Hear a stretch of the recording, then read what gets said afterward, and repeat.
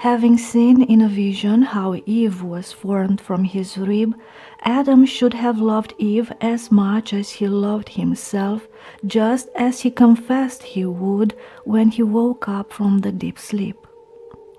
He failed to give the woman the love she deserved, and when he was first tested, readily discarded the one who had been brought to life for him.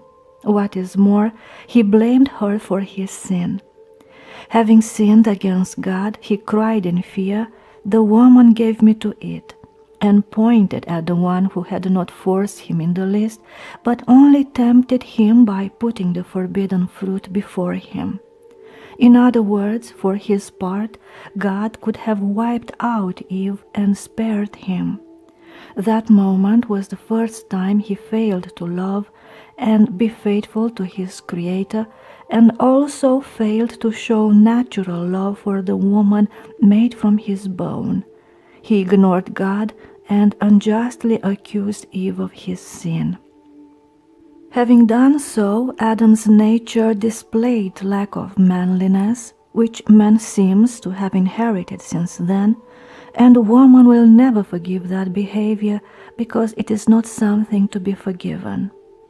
Shortly after, having been overwhelmed by sensual lust and having fallen in love with the woman's body, in reality he fell in love with his own desires, man's nature rejected one more time just love for woman, which is of a spiritual kind, and manifests itself in providing for her, understanding her weaknesses, and so on. After God the Word became human, marriage, commanded by God for the filling of the earth, acquired a higher purpose, and man was expected to love woman in Christ, and in a similar way Christ loves his church. Instead, the Christian Adam continues to sin by not loving Eve. Most times he uses marriage to fulfill his bodily desires and condones his weakness by interpreting the words of the apostle as he considers fit.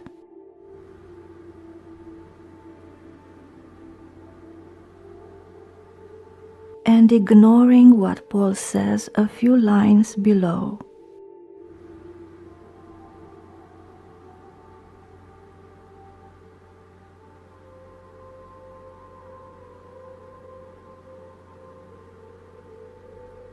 In reference to Paul's admonition, Theophylact notes the possible objection that marriage brings pleasure as well as distress, but adds that the shortness of time brings all things to an end.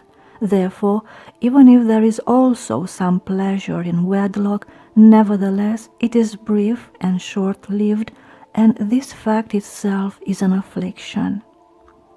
The sin of blessed fornication the Orthodox man is afflicted with, the woman is too, but to a lesser degree, and for a shorter time, finding relief after giving birth to children, is greater than that of the pagans who have multiple wives, since they do not defend their passion with some spiritual law. Man's falling out of love with woman shows also in the inclination of many to behave like tyrants. There are Christian men who take upon themselves to give advice and dominate, thus pushing their wives to do good deeds until the latter become fed up entirely.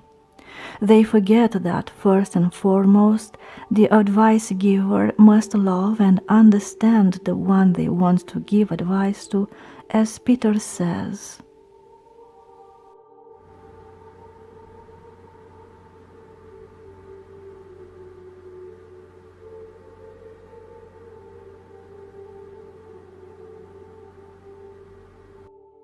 Lastly, man is so fallen that he excuses his inability to love woman by saying that she should love him first.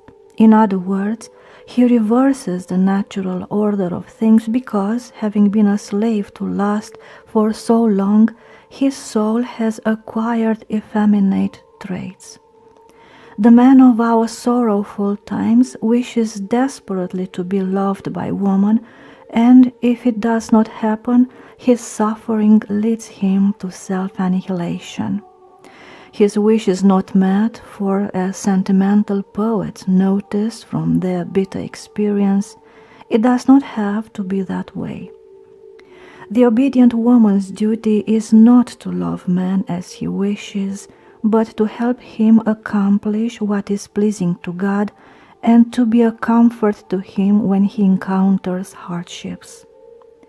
Having all this in mind, is it any wonder that the Christian Adam is the most miserable being under the skies?